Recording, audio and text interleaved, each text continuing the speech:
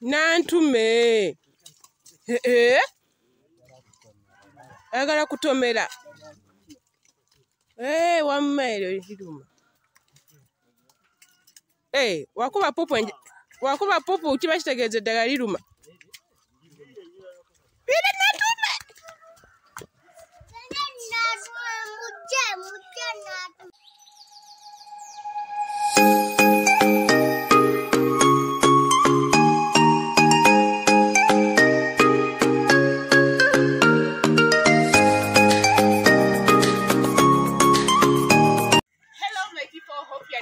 Welcome to her name's world.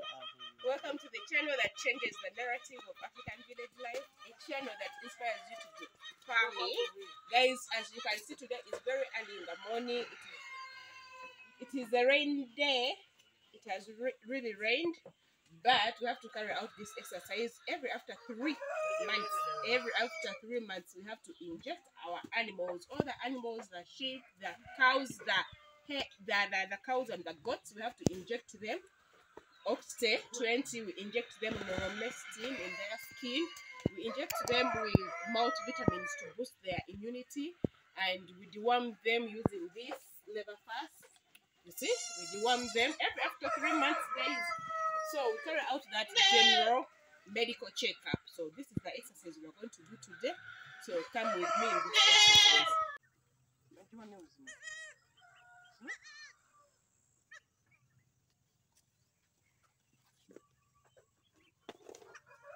Nagi.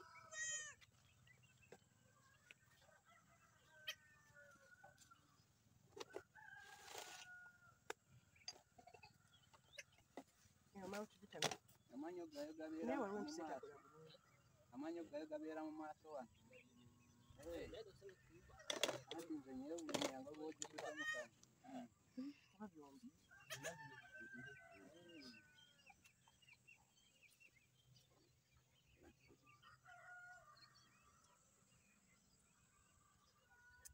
Niyo mu lususu.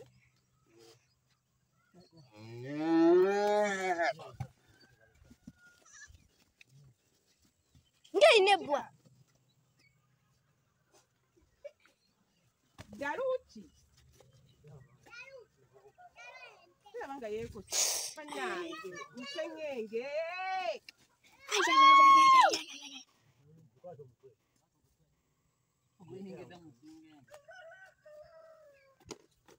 Tegeeza ki ebyo byoko. Daru. Nakabamba kwata munnyi.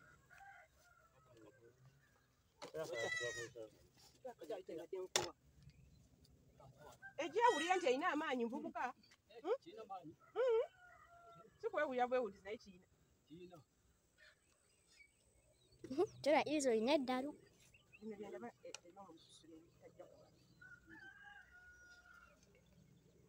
So,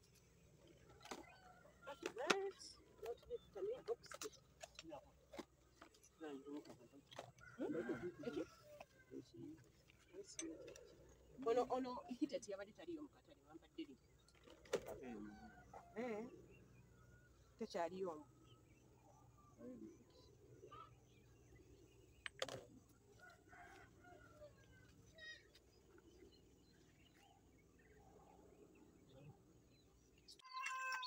Nantume, please, nawe. Why sasiro oli lubuto? Why are you fighting?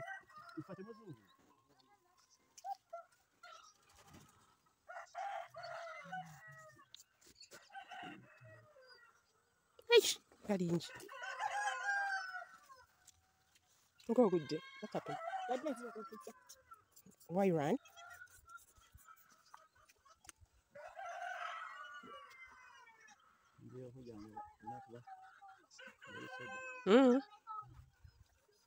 Nantume, go and no tempi so when now. Wetaaga basawo kujja kukwata.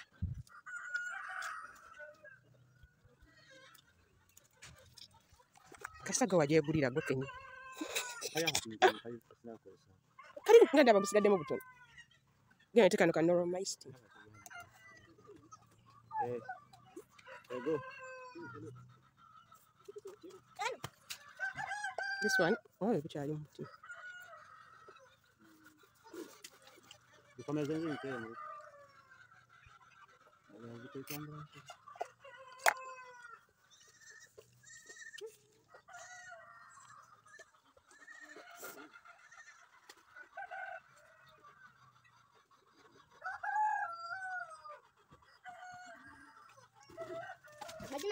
Nantume.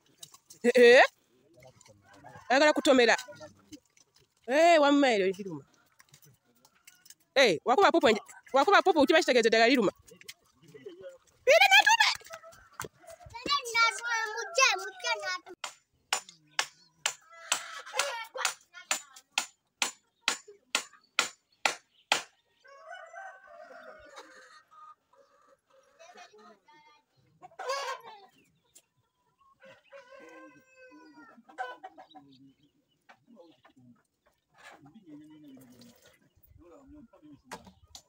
So we are going to spray.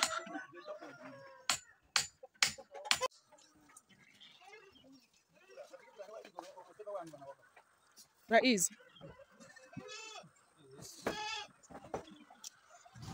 So this is our spraying area, but now it's not enough, but we have nothing to do.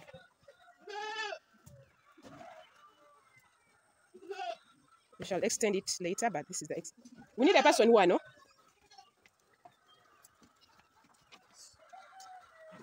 Yetaaga omuntu wano si kyekyo? Ryan, soko gye oyambeko wano Rafael. So we are trying to spray. The wandigas have come. Ryan, you climb waggulu. Ojo otayizeeko wali.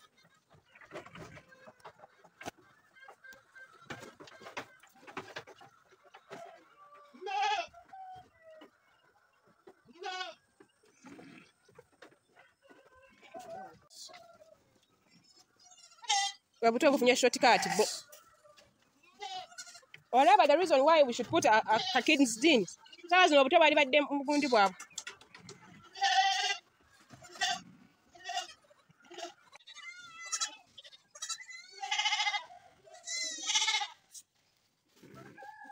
Ryan, galawo olujiva galawo side eri.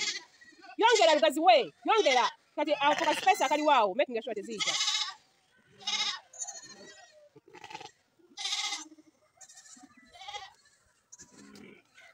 Zizeo.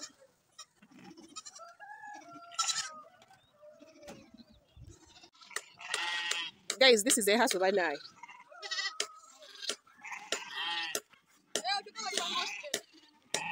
This is a hassle.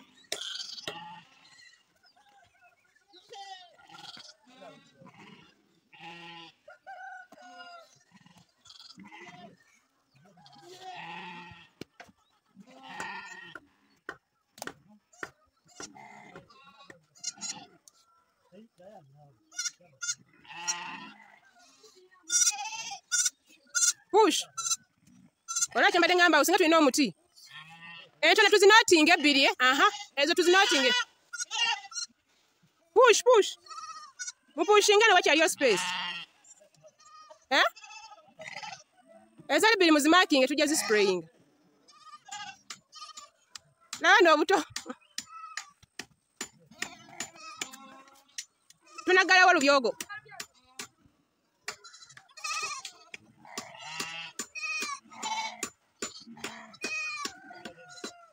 Baba tusobola bukwata ne tubuteekayo. Galawo.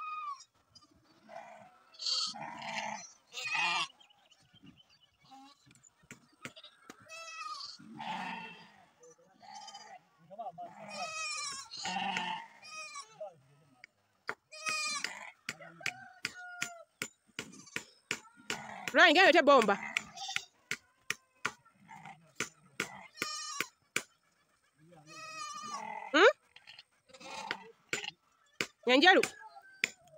Enjalu. Ako kaleke. Abaje basobola sprayingirawo.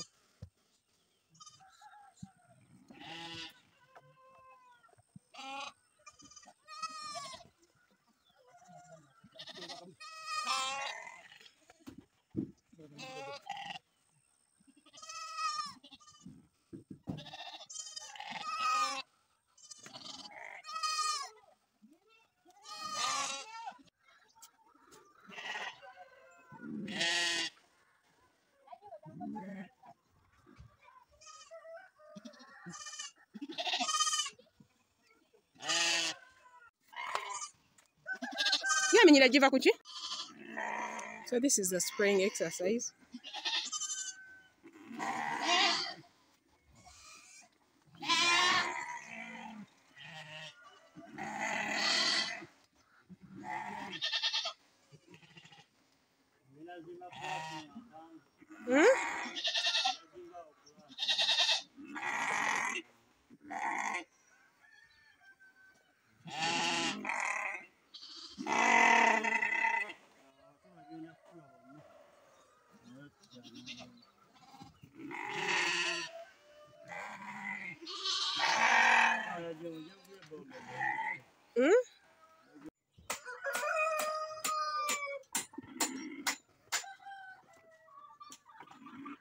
So they are deworming in the mouth.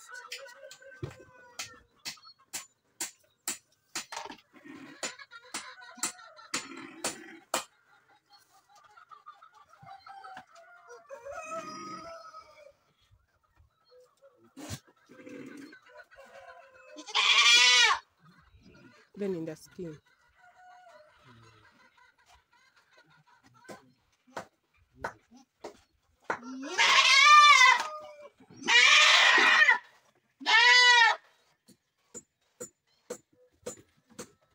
Shit.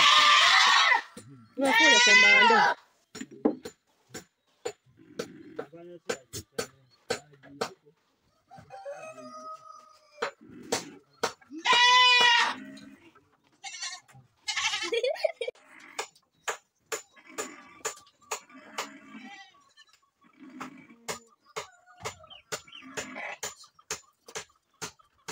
Nonge ine mputu.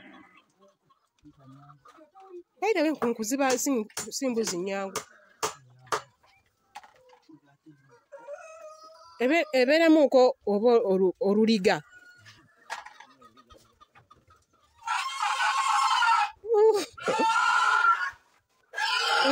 Nge kaba faneyo. Edobozi. Genda na.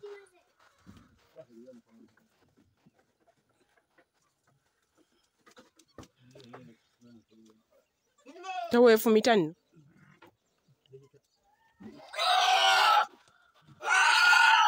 Yezeta gamupe ni strip. This is a day.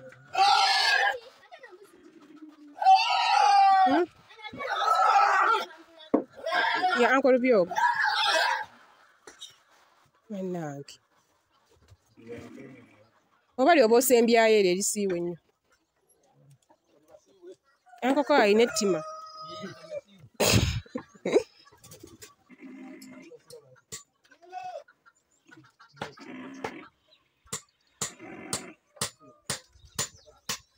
Nkate vaawe badde ki?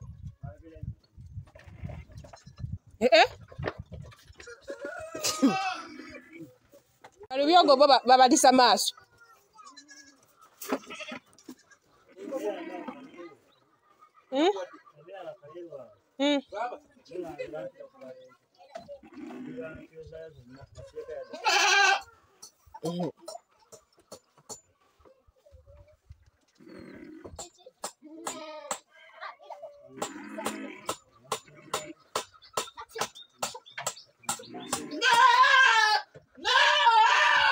Eryo lisusu ly'obosimba naye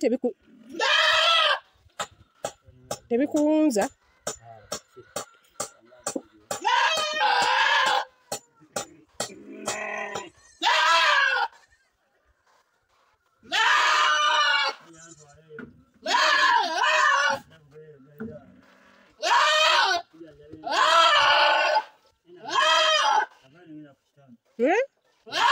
Nga mpitiri.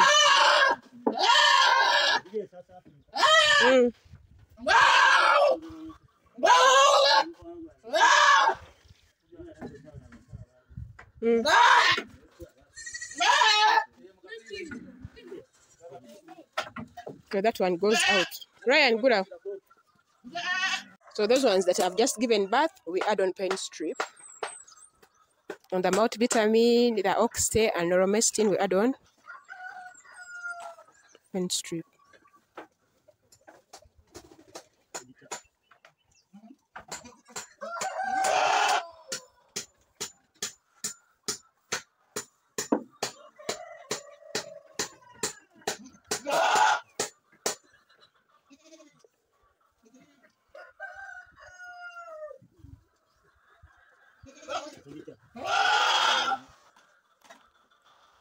Ogikube yo mu lususu.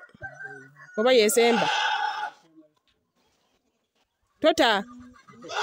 Ogikube yo mu lususu. Ogikube yo mu lususu.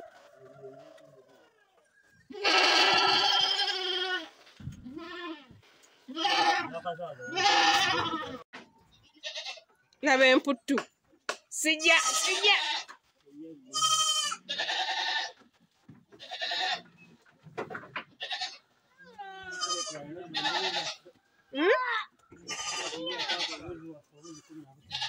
Yankubira essimu.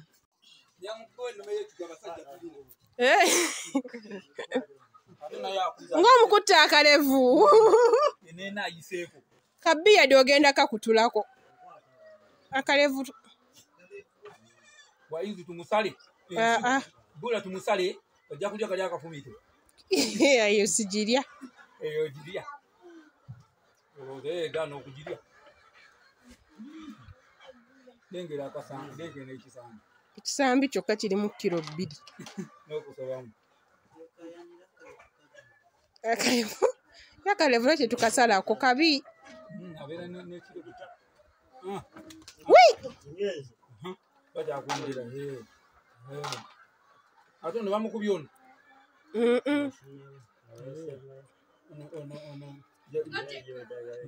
Anti nnume. Muwala wansi go. Naye ndowooza eggwa ku mweriri nze ndiraba. Naye oli maama w'abasatu Lubyogo tewamukubyemu lya musujja. Ate lyetaagisa nkuba etonyi. Kasita omumakinzi. Nsajja efa kimugunyu. Ogiraba. The king of the house. Omulaba.